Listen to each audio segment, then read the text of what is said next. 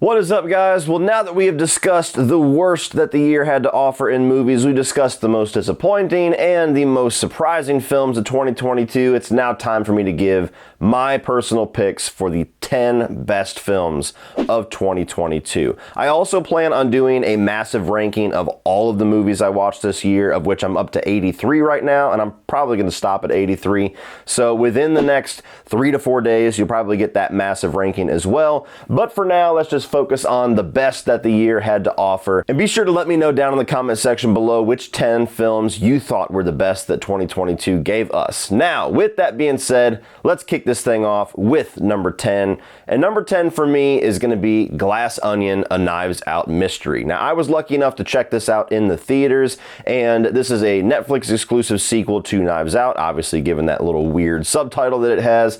And I personally thought that it was about as good as Knives Out. I wasn't sure when I first saw it if I liked it more or maybe a little bit less. I do think I prefer the original Knives Out just by a slight edge because of the freshness, and I think I prefer the cast of characters in that movie just by a razor's edge, but this movie is as good as that first film, if nothing else. I love the way that they've created this character of Benoit Blanc, played by Daniel Craig, James Bond himself. And this character is without a doubt this generation's Sherlock Holmes. We already know we're getting a third film for however many more Knives Out sequels we may get. This is going to be a character that's going to be an icon of the next 10 years or so for sure.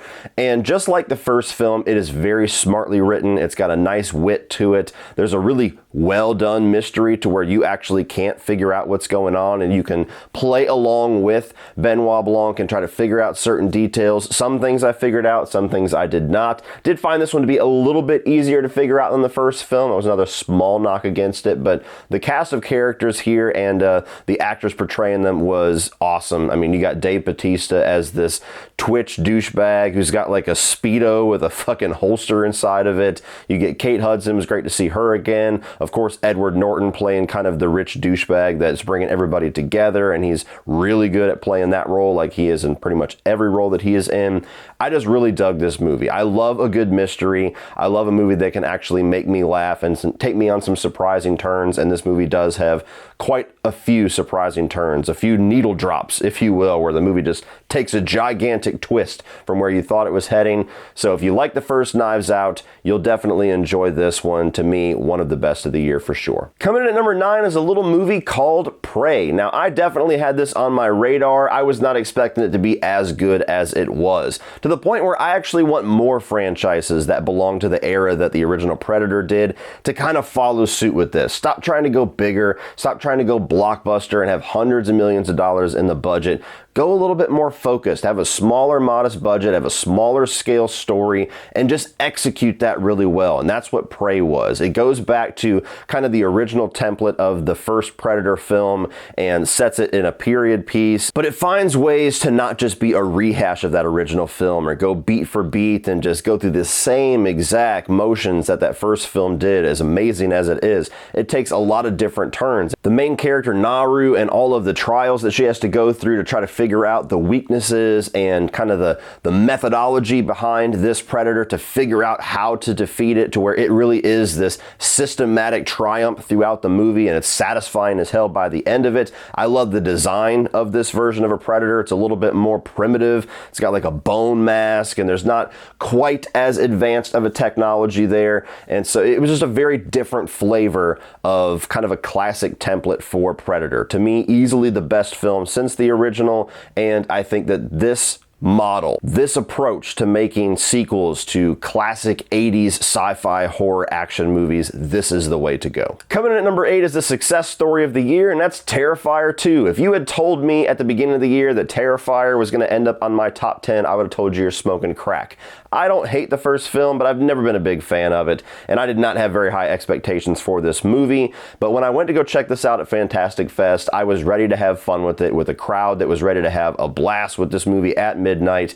And every single thing that they did in this sequel to try to improve upon what they did in the first film succeeded for me. They gave a much more interesting story. It's still a slasher story, so it's nothing like extravagant, but at least there's a story to follow in this one that we did not have in the first film. You have a great final girl central character in Sienna, again, something that we did not have in the first film. I think that Art was even more entertaining in here with his sick brand of humor, and the gore was even more extreme than the first film, which seemed like a Herculean task in and of itself, but my God, they achieved it.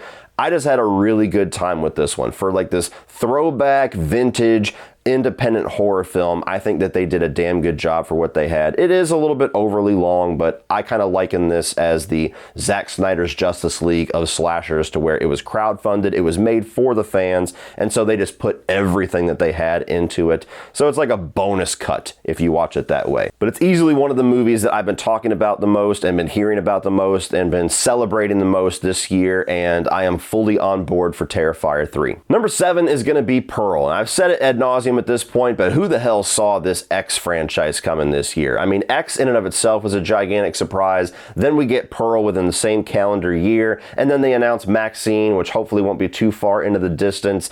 It's just one of the coolest surprises that we've had in horror in a very long time.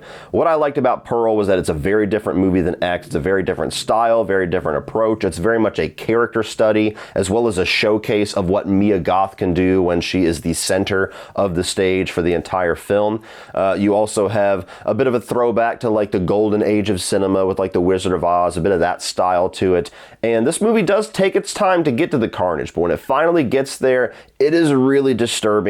It is really unnerving, and I was really on the edge of my seat whenever Pearl starts to twist and turn into that scary as fuck character that we met in X. And so it's an absolute crime that Mia Goth is probably going to be overlooked by the Oscars this year, but this is one of those performances, just like with Toni Collette in Hereditary, that horror fans are going to be talking about for generations. Number 6 is a delectable little dish called The Menu that I did not have on my radar. I had never heard of it, did not watch a trailer, walked into this blind at Fantastic Fest, ended up being my favorite film of the festival, and obviously one of my favorite films of the year. It is a very dark black comedy satire on the restaurant industry, on foodie culture, on critic culture, and every single joke, every single little thing that they tried to sink their teeth into with the comedy absolutely landed for me. I'm a big foodie. I'm a big food guy. I love to cook. I've watched a billion cooking shows. Oftentimes when I'm at home watching YouTube, it's not movie channels, it's cooking channels. And so a lot of the humor, a lot of the commentary they were going for, I totally dove into that and just had a blast with it. And there's actually a way you can apply the commentary that they're going for here for a lot of other things as well. So I don't think you have to be a food person to really get into this movie or have a good time with it. Ralph Fiennes, easily one of the best villains and one of the best performances of the year. It was just such an enjoyable movie that came out of nowhere. Such a sharp sense of humor that is so subtle. And as somebody that is absolutely starved for good comedy in movies nowadays, it's a genre that I think is all but dead. I think The Menu is easily the funniest movie of the year. Number 5 is The Black Phone, and when 2022 started, this was my most anticipated horror film of the year, which pissed a lot of Halloween fans off, but nonetheless, The Black Phone was a much better movie, wasn't it? The Black Phone to me was something that on paper seemed like an interesting idea, but I didn't want to watch the marketing, I didn't want to watch the trailer. All I knew was the Ethan Hawke character, the look of that character, and somewhat of the premise. But being that Sinister was kind of the trailer that killed horror trailers forever for me because it gave the entire movie away, I wanted to walk into this blind, to the point where I actually drove 2.5 hours to Jacksonville, Florida to watch this movie a week early.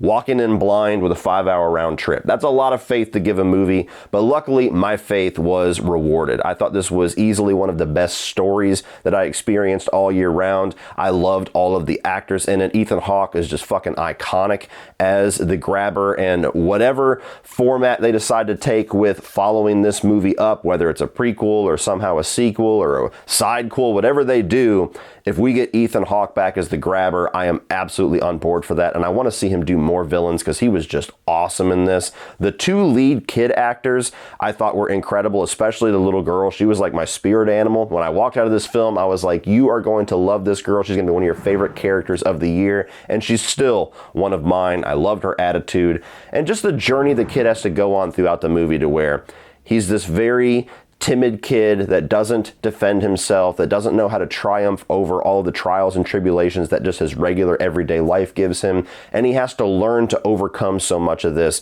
through the knowledge of the spirits of these other kids to overtake the grabber. I just loved this story. So to me, easily one of the movies I'm going to remember the most this year and enjoy rewatching the most. Coming in at number 4 is going to be Barbarian, another one of the gigantic surprises. And there were so many of them in 2022. This is a movie that was not on my radar until just before it came out, when they started to develop a little bit of buzz. Again, I walked in completely blind, didn't watch a trailer, didn't read a synopsis. I knew there was an Airbnb twist to it, but that's all I really knew. And luckily, this is one of those movies that even if you did watch the trailer, they did an awesome job at not really showing you much. There's a lot of first act stuff and a lot of misdirection in that trailer. That's how you should market your horror films, assholes. Nonetheless, you walk into Barbarian. For me, this was the movie of the year that just took me on a journey where I had no idea where we were going. And that is extremely rare for me. With the amount of movies that I watch and have experienced, I usually can tell where a movie is going. Even the really well-written ones, I can see the writing on the wall sometimes just because I've seen so many movies. I've been through these journeys so many times. This is a movie where every single turn, I had no clue where the hell we were going. I thought we were going this direction, and then nope, needle drop, we're heading this way. And then I started to figure out where we're going, nope, needle drop, now we're going back this way. It was just an awesome experience to have that as somebody that doesn't get that experience very often. It's gnarly, it's sick, it's depraved, it's disgusting, it's disturbing, and I loved every single minute of it. And it must be said too, for somebody that was not a fan whatsoever of Alex Garland's Men, a movie that's trying to make commentary on toxic masculinity, this is how you do it right. This is how you do it subtly and you do it effectively. Copy Barbarian from now on. Coming in at number 3 seems to be most people's number 1 of the year, and that is Top Gun Maverick. Now, I am one of the 3 human beings on Earth that wasn't really excited for this movie. Of course, I was going to go see it. Of course, the trailers looked good, but I'm not a gigantic fan of the first Top Gun. I think it's fine. I don't have the nostalgia for it. I didn't belong to the era that grew up with Top Gun, so its magic is kind of lost on me. I've always found it to be kind of a middle-of-the-road Tom Cruise movie, to be completely honest with you. So a sequel to that didn't necessarily excite me. And while I was excited by the fact that they were doing a lot of practical stuff and Tom Cruise was going balls out with the effects and the cameras and using real jets and training everybody, that certainly got me more excited for it. It just was never a movie that was on my most anticipated list. And then I sat down to watch this thing, and this was just one of the most awesome theatrical experiences that I've had in the last number of years. Like, this is the type of movie that is made for the theatrical experience. And I'm so glad that Tom Cruise stuck to his guns and did not let Paramount put this on streaming, because as much as it still would have been a really good experience to watch this, it would have lost a lot of its edge to not experience this in the biggest screen possible. I watched this at the world's tallest IMAX theater, and it was just a fucking phenomenal experience for somebody that loves movies and loves that theatrical magic that you just can't recreate at home. The action was off the charts awesome. It was beautifully shot. I think that they did so much better in the story and character department in this one. Like, I actually felt attached to these characters, and I felt the story and the themes that they were going for about legacies and fatherhood and all of that. It was just such a better movie to me than the original Top Gun. And while the only thing negative I can hold against it is that it sticks to that template of the original Top Gun a little too much. I mean, did we really have to have Miles Teller singing Great Balls of Fire? Is that really plausible? Nonetheless, that's a nitpick compared to all the awesome things that this movie does. This is how you do a legacy sequel to its fullest potential. Coming in at number 2 for me was the first giant surprise that 2022 had in store, and that is X. This is a movie that I had no expectations for. I just kind of walked in and watched it just, I don't know, out of necessity, because I have a channel where I review horror films predominantly. So A24, not my favorite studio, don't have the best track record for them.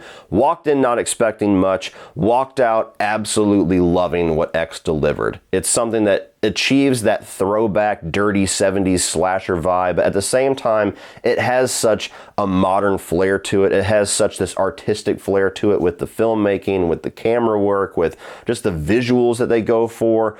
So to me, this was like that perfect mix of that term that I don't like, elevated horror, and that throwback down dirty horror that I just love. And I've always had that nostalgia, and that gigantic section of my horror heart belongs to that. And so I just loved what they did here. I love the characters, the villain of Pearl, such a unique villain for a slasher film. The fact that Mia Goth was playing both of them was lost on me until I walked out of the movie and looked into it and said, holy shit, that was the same actress? That is awesome. I think that there's some really good kills in this, especially just the way that the scenes are executed. It's not like the most unique kills. It's not like the most creative kills in the world. You can go see Terrifier 2 for that.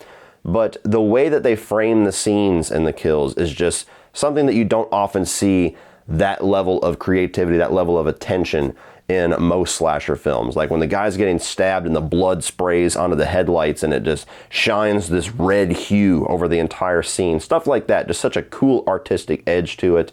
I really loved X. I loved the fact that it was followed up with Pearl, and I have all the faith in the world that Maxine is going to bring this home and make this cemented as one of the greatest trilogies in horror. But my number one movie of the year has maintained being my number one movie of the year ever since I first watched it, and that is Matt Reeves' The Batman. This movie gave me everything that I wanted from a Batman film. Batman is my favorite comic book character, and while I absolutely adore a number of the Batman films, even The Dark Knight is not 100% what I want from a Batman film. It's a fucking masterpiece in and of itself, but I always wanted the detective Batman. I always wanted that dark, sinister, like murderous edge to some of the villains. That Seven tone that they go for here, that David Fincher tone, that's something that I've always had in my head. And like, I want that. Even going back to the Arkham Asylum games, I've always said, like, man, you know, a version of the Riddler that would be awesome is like somebody who's like Jigsaw, that's like murdering people and leaving clues for Batman to find. Like, that's what I want to see. And so all these little pieces that started to get revealed in the marketing, revealed in the hype leading up to this movie was just like, holy shit, have they been bugging me? Because this is exactly what I've been asking for. I thought Robert Pattinson was awesome as Batman. He's got a lot of room to show his version of Bruce Wayne. Bruce Wayne is very minimal in this movie, and I certainly want to see that aspect to his character before I start to say he's one of the best Batman, but the Batman side of him is fucking awesome in this. I thought that Paul Dano as the Riddler was creepy as hell. Colin Farrell as the Penguin, outstanding, and that's a character that I historically have not liked. He's easily the best version of that character for me. Jeffrey Wright as Gordon and his relationship with Batman was so entertaining and had a lot of really good, well-placed humor there. Catwoman, Zoe Kravitz, was great, and her relationship and that kind of sexual tension with Robert Pattinson's Batman was damn good as well. There's awesome action in this. While it's not really an action movie, that Batmobile reveal, I could still feel that like in my balls. When that fucking engine kicked on, I was like, oh yes, God, thank you. As somebody that has been absolutely exhausted and burnt the fuck out on 3-hour plus movies in 2022, this is the one, if any of them, that I felt like completely earned its runtime. I've watched this movie 3 times. It always flies by. And I just think they did a masterful job at introducing this new version of Batman, this new take on Batman, while also fleshing out and creating this new world of Gotham that can easily be populated by not only sequels, but the HBO Max shows that they're talking about. And so it's just a great start to a new era of Batman for me. Even the common criticisms that I've seen people hail at this about it being too long, or the fact that the third act feels more like the epilogue to the story than the third act of the story, and all of those things that a lot of you guys did not appreciate about this movie, I absolutely loved. This was the movie for me. If any movie in 2022 felt like it was made for me, it was this one, and it's my favorite film of the year. Well, that's it for this one, guys. If you enjoyed this, please click over here to check out my playlist of all of my other end-of-the-year movie rankings. I'm also going to put my review of The Batman up here if you want to check that out. And be sure to like and share and hit that subscribe button so you don't miss that massive ranking of all 83 films I saw this year coming in a few days. Thank you for watching, and as always, remember, opinions are like assholes, but that doesn't mean you have to be.